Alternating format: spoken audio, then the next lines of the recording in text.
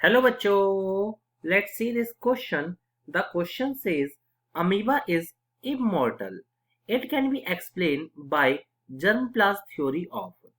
हमसे यहाँ पे पूछा है कि जो अमीबा है वो पर्टिकुलरली इमोर्टल यहाँ पे हमें देखने को मिलता है। ये एक जर्मप्लाज्म थ्योरी ने बताया था। हमें चार ऑप्शन दिए हैं। पहला है हिड्समैन, सेकंड है स्कुल्स, थर्ड है Berthold and the last is the Wiseman.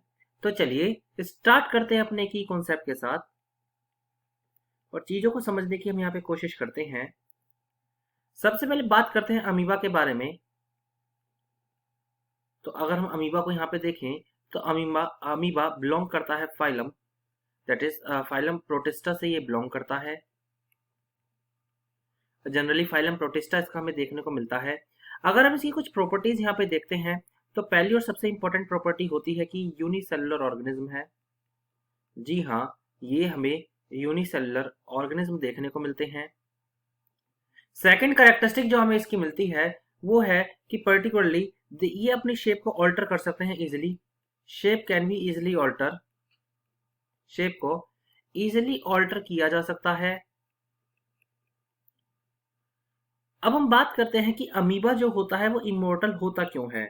Amoeba को हम जनरली इमोर्टल क्यों कहते हैं, इसके पीछे जो रीजन जो हमें यहाँ पे देखने को मिलता है वो ये है कि जो जनरली जो अमीबा होता है, यानी जो अमीबा है वो बाइनरी फ्यूजन को शो करता है।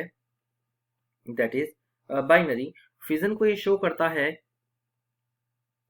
क्योंकि ये बाइनरी फ्यूजन को शो करता है इस वजह से जो इसकी पेरेंटल बॉडी होती है, जो इसकी पेरेंटल बॉडी होती है, that is parental body divide होकर, दैट इज डिवाइड होकर ये पेरेंटल बॉडी डिवाइड होकर न्यू ऑफस्प्रिंग बना लेती है, न्यू ऑफस्प्रिंग बना लेती है, जिस वजह से जो है इसे कहा जाता है दैट इज इमॉर्टल, इसे बोला जाता है।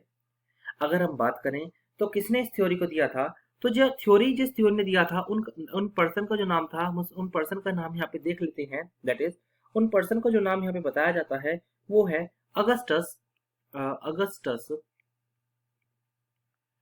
विसमैन।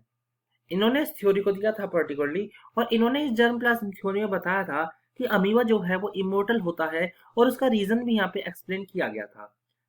अगर हम यहाँ पे अपने राइट आंसर की बात करते हैं तो हमारा राइट आंसर जो है वो है option number D, that is Wiseman. I hope you understood it well.